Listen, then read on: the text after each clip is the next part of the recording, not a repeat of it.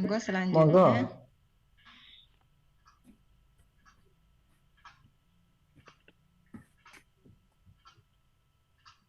Pak Agung tadi sudah apa belum?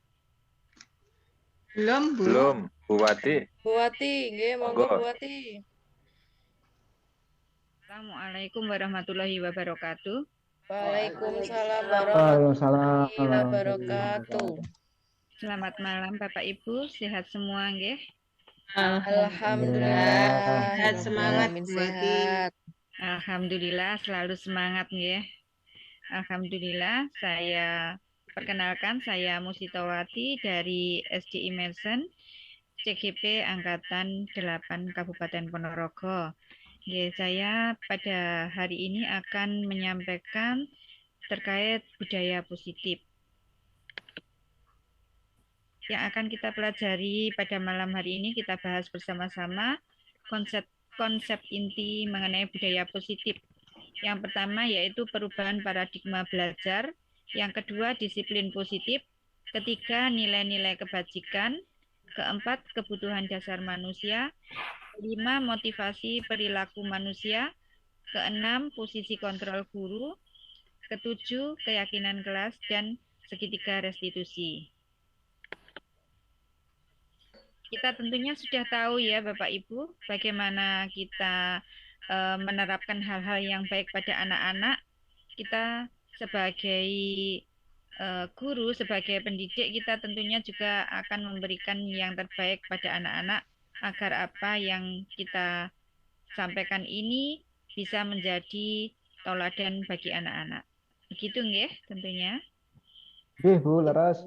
Pada pembelajaran dengan paradigma baru ini, kita menekankan pembelajaran yang berprinsip pada pembelajaran berdiferensiasi, sehingga para peserta didik bisa belajar sesuai dengan kebutuhannya, berdasarkan tahap perkembangannya, sesuai dengan teori psikologi modern untuk mewujudkan profil pelajar Pancasila. Disiplin positif merupakan salah satu cara penerapan disiplin yang bertujuan untuk menumbuhkan kesadaran serta memberdayakan peserta didik tanpa imbalan penghargaan atau reward, ancaman ataupun hukuman. Kemudian nilai-nilai kebajikan. Contoh nilai kebajikan yang bisa kita terapkan di sekolah kita.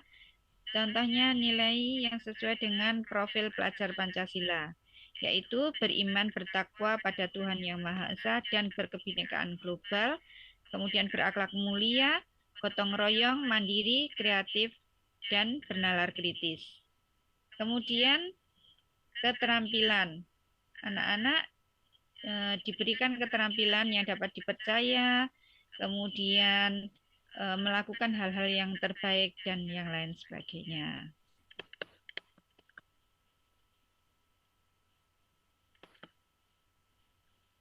Kalau kita melihat pada kebutuhan dasar manusia, ada 5, yaitu bertahan hidup, kasih sayang dan rasa diterima, penguasaan, kebebasan, dan kesenangan.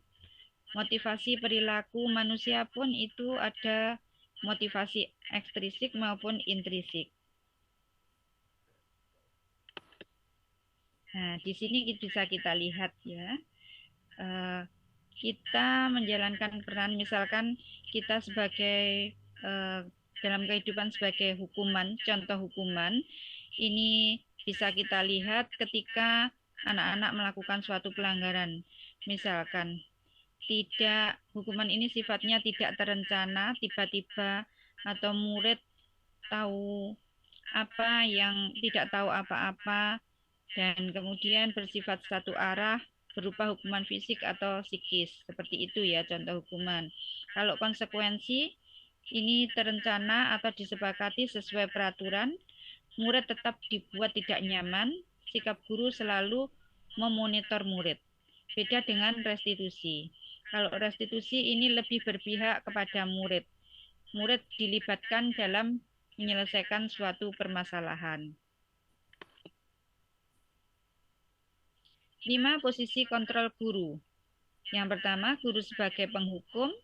Yang kedua, guru sebagai pembuat merasa bersalah, guru sebagai teman, guru sebagai pemantau, atau guru sebagai manajer. Yang mana yang seharusnya kita terapkan di sini? Mungkin Bapak Ibu guru selama ini banyak yang menganggapnya sebagai penghukum, begitu ya? Iya, Ibu. Sebagai Bu, teman juga, Bu. Iya, alhamdulillah. kadang-kadang pemantau, Bu. Oh ya, sebenarnya kalau kita lihat dari sini, ini ya, kita lihat dulu contoh penerapan 5 posisi kontrol guru itu tadi ya.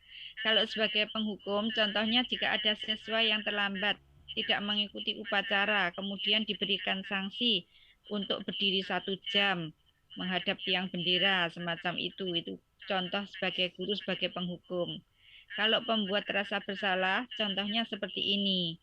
Berapa kali ibu bapak harus memberitahu kamu? Kamu selalu saja mengecewakan bapak ibu. Ini sebagai pembuat rasa bersalah. Kalau sebagai teman, contohnya seperti ini. Ayo dong, ikuti aturan sekolah. Tolong bantu ibu atau bapak ya. Sekali ini saja. Semacam itu.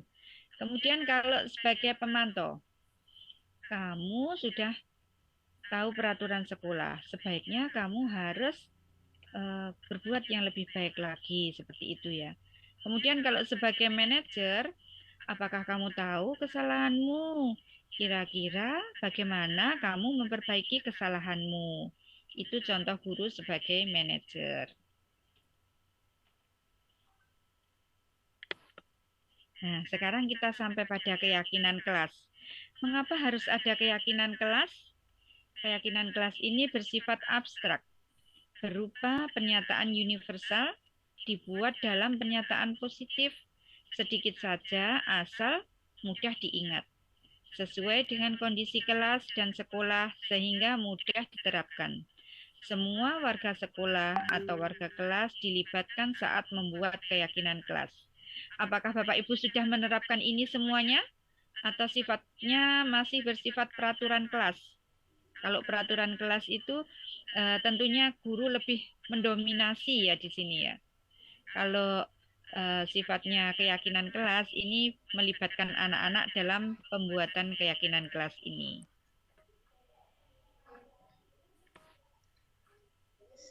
Sudah, Bu. Ya, sekarang kita lihat pada segitiga restitusi. Nah, kita sebagai pendidik sebaiknya kita menyelesaikan permasalahan dengan menggunakan segitiga restitusi, yaitu dengan menstabilkan identitas, kemudian validasi tindakan yang salah, dan yang terakhir yaitu menanyakan keyakinan kelas. Nah, ini yang seharusnya kita lakukan karena kita sebagai guru di sini perannya sebagai manajer ya, manajer di kelas, manajernya anak-anak juga, manajer sekolah juga.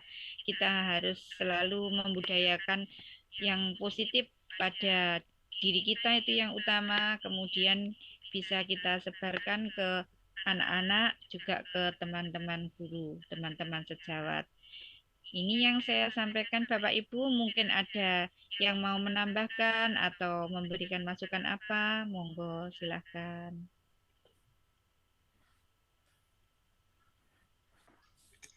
Iya, Bu Wati.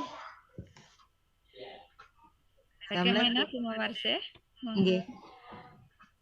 Saya sangat setuju dengan apa yang Ibu Wati sampaikan tadi, bahwasanya pembuatan keyakinan kelas itu akan lebih membuat siswa menjadi lebih bertanggung jawab daripada peraturan kelas. Jadi keyakinan kelas yang dibuat berdasarkan kesepakatan bersama antara siswa dan guru akan membuat siswa menjadi lebih bertanggung jawab dan mandiri tentunya. Jadi terima kasih atas ilmu yang diberikan hari ini Bu Wati, membuat saya bertambah semangat untuk selalu melaksanakan keyakinan kelas ataupun segitiga restitusi tadi. Terima kasih Bu Wati. Ya Bu Mawarsih, sama-sama terima kasih kembali. Semangat ya untuk kita semua. Semangat Bapak Guru. Semangat. Terima kasih Terima Bapak Ibu kasih. semuanya. Semoga semua ini bisa mencerahkan kita semua, kita bisa menjadi guru yang lebih baik lagi, guru yang selalu diharapkan oleh anak-anak, selalu dirindukan anak-anak, yang berpihak pada murid, yang tentunya bisa memberikan kebahagiaan pada murid yang setinggi-tingginya sesuai dengan filosofis KHD dan juga berprofil pelajar Pancasila. Yes, terima kasih Bapak Ibu atas kehadiran panjenengan semua di ruang virtual pada kesempatan kali ini. Terima kasih atas masukan. Alhamdulillah acara ini berjalan dengan lancar. Ada kurang lebihnya saya mohon maaf. Terima kasih. Wassalamualaikum warahmatullahi wabarakatuh. Waalaikumsalam warahmatullahi wabarakatuh.